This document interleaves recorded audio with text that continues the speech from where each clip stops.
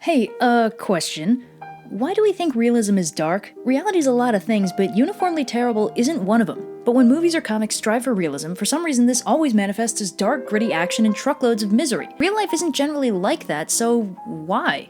Well, the answer is that realism isn't reality. Realism is basically shorthand for acknowledging generally ignored negative consequences. A superhero going to court for damages isn't in any way darker than a supervillain enslaving an entire country, but the first feels awful, while the second is practically a weekly event. Unexpected consequences in a medium that doesn't generally support them are off-putting, and because the consequences tend to be negative, the emotional response is also negative. The thing is, in fiction, the only consequences that exist are the ones you want to exist. It's why the fragility of the human spine only exists for 2 panels in that one Spider-Man comic, and is never addressed again once Gwen Stacy is properly killed off. It's why Bruce Wayne's bizarre spending habits are never noticed by anyone looking over his financials. What we've dubbed realism is nothing more than the inclusion of consequences that are generally specifically ignored for the sake of the plot. It makes it feel less idealistic and more grounded, at least when it's done right. Now, the interesting thing is, realism didn't start out that way. It was a 19th century idea that basically introduced a slice of life to the world, and it was actually pretty realistic. 19th century realism avoided artistic convention and supernatural wackiness in an attempt to accurately portray reality.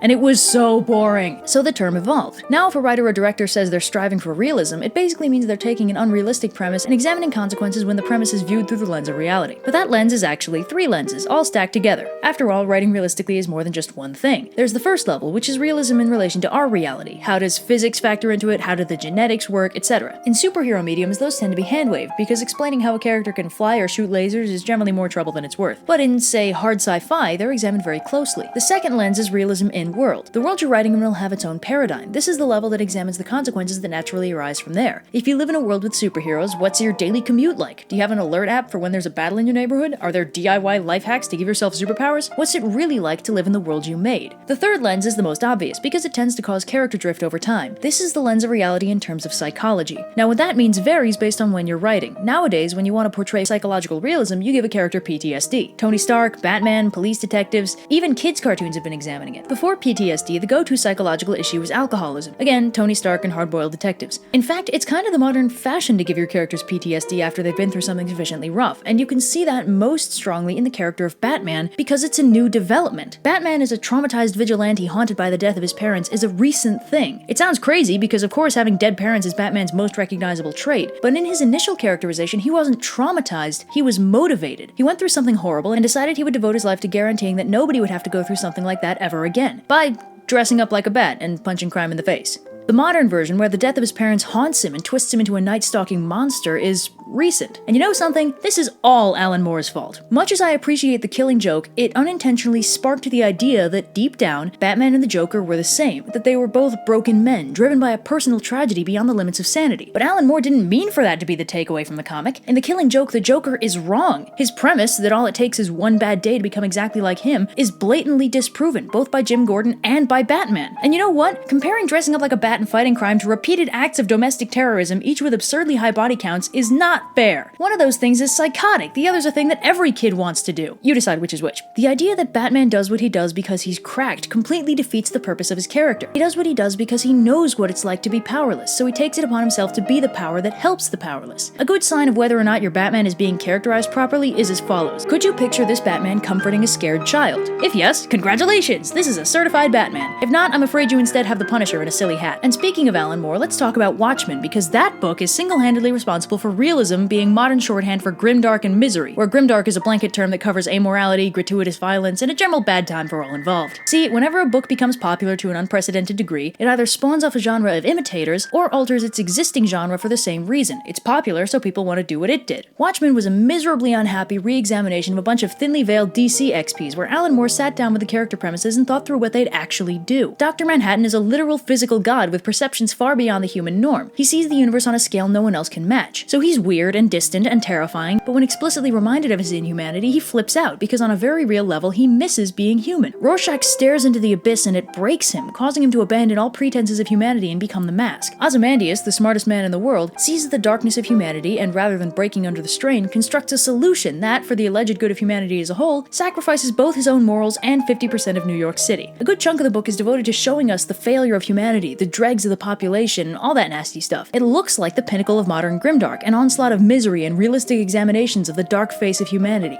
But But the book is subverting this, because in the middle of all the broad strokes definitions of humanity as corrupt and cruel, in between all these living gods making decisions about humanity as a whole for the greater good, the book shows us little moments of good amid all the bad. It's a little thing, but a very deliberate inclusion. Alan Moore, for all his love of gritty realism, very deliberately shows us some kindness in the lives of ordinary humanity. Kindness that Ozymandias and Dr. Manhattan can't see, can't take into account, because they don't exist on that level. You know that comic within a comic, Tales of the Black Freighter? It's read by this kid named Bernie, who keeps coming back to a newsstand owned by an old guy, also named Bernie. And their interactions are small, everyday things, but they're kind. Old Bernie gives young Bernie his hat when it's raining, gives him the comic for free, just strikes up friendly conversation with the kid. And when Ozymandias puts his plan into action and kills half of New York with a telepathic space squid, both Bernies end up dead, but old Bernie is shielding young Bernie with his body in an attempt to save him. They're pretty much strangers, but Alan Moore, king of the Grimdark, very deliberately shows us that basic human kindness is alive and well, and more importantly, that these godlike superheroes are failing to see it. And then Watchmen gets popular and suddenly DC is Grimdark City because all these writers missed the point. They thought they were emulating Watchmen, but Alan Moore didn't write Watchmen as a self-indulgent angst fest on the failure of the human condition. It was an examination of the flaws in superheroism as seen through the lens of realism, of ordinary humanity. But instead we get angsty superheroes completely failing to remember why they superhero at all. Not to open up a can of worms or anything, but let's take a tentative look at the DC Cinematic Universe, specifically their portrayal of Superman. This is a superhero who has never shown a motivation to protect humanity. It honest to God feels like the writers forgot to give him a reason to do what he does. In Batman v Superman, it's supposed to be a big thing that the people have turned on him and he loses his public favor, but we've never seen any evidence that he had public favor. We never see any ordinary people doing anything that'd convince Superman that they were worth his time. Everyone is a jerk. His parents tell him not to help people because the world's not ready for him, and then they tell him not to help people because they don't owe him anything, and frankly, all we see are people being angry and ungrateful for reasons the movie forgets to solidly establish. When did this become humanity? When did this become Superman? Well, the answer is when we decided that realism meant everyone had to be a terrible person all the time. Superman is the hero that inspires the world to be better. He can't do that if he himself is not better. And if they wanted to tell that story, they could. They could have Superman as his usual paragon self dealing with a world where the entire human population is at its lowest point. Selfish and greedy and ungrateful and all that good stuff. And then Superman doesn't give up on them. He still saves them, even if they don't thank him, because Superman is the hero that saves everyone. And that inspires them to be better because he's leading by example. But because the reality is grimdark filter is so strong, we don't get that Superman. We get a grumpy, emotionally destitute, bargain bin Batman who begrudgingly saves humanity with no regard for casualties and no motivation to protect humanity beyond his girlfriend. And that's another thing. One of the tenets of modern realism is that all motivations have to be petty. In Man of Steel, Superman travels the world looking for a purpose in life and finds one when he runs into Lois Lane. Sure, his alien dad tells him he was sent to Earth to guide its people, but that's not a motivation, it's a stated purpose. Hey Superman, why do you save people? Well, my dad told me to. No, that's weak as hell! And in BVS, he drops that as soon as the people he's trying to save get slightly saltier than average, and he only unretires himself because Lois gets kidnapped. He is literally only Superman because of his girlfriend. That is a shamefully small reason to want to save humanity, although it certainly helps explain why he doesn't seem to care when buildings fall on other people.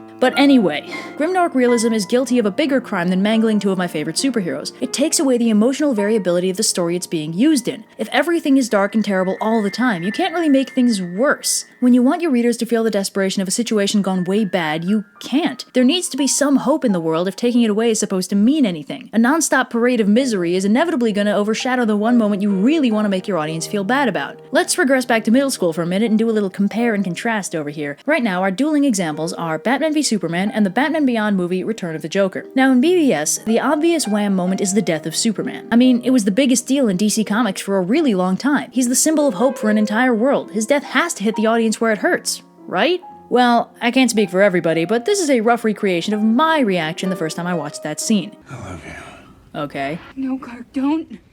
Give the spirit of Wonder Woman. Give the spirit of Wonder Woman. Just tag out with her. She's right over there. No. Clark, come on, dude. Come on. Tag out. She's right there. Okay. Oh, wow, I forgot he was in this movie. It's killing you. Why are you holding it? This was not the only option. Ugh. Who could have seen this coming? Can't believe this movie made bank. Oh no, I'm sure he's gonna stay dead. I seriously doubt that was the desired response to what was clearly meant to be the darkest moment in the movie. Now let's compare it with the darkest scene in Return of the Joker, which is a flashback that tells us how and why the Joker died, and why Tim Drake stopped being Robin. First off, for context, this takes place in the same timeline as Batman the Animated Series, which, although it had its dark and tragic moments, managed to keep up a general sense of levity. Batman himself was by far the most serious character, but he was contrasted by Batgirl, Robins 1 and 2, Alfred, and even his enemies. But the darkest moment in that timeline is shown via flashback in Return of the Joker, where basically the Joker Joker took it into his head to kidnap and torture Tim Drake, the second Robin in this timeline, for 3 weeks, brainwashing the poor kid into being just like him. Tim ends up snapping and shooting the Joker, straight up killing him, and then he breaks down in tears. It's horrifying to watch because it's unthinkable in the context of the show. Tim was the sidekick. He was fun and cracked jokes, and he was a kid. And because it's unthinkable, it's horrifyingly effective. It's an emotional gut punch that could only be achieved because the established tone was nowhere near that dark. The trend towards grimdark, gritty realism is crippling DC's ability to emotionally invest its audience. We should be mourning the death of Superman, not calling him an idiot. Now, the emotional gut punch is a powerful tool when used correctly, but if you're too blatant about it, it can start feeling like author manipulation. Gwen Stacy's death was tragic, but given that she died from physics that Marvel had up until that point been soundly ignoring, it also kind of felt like the authors were cheating. Abruptly deciding to acknowledge reality without precedent can be effectively jarring, but it can also draw attention to the hand of the author. If the realism feels contrived, it loses its weight. Whatever you're doing, you kinda need to have internal consistency to do it effectively. Anyway, yeah. Realism.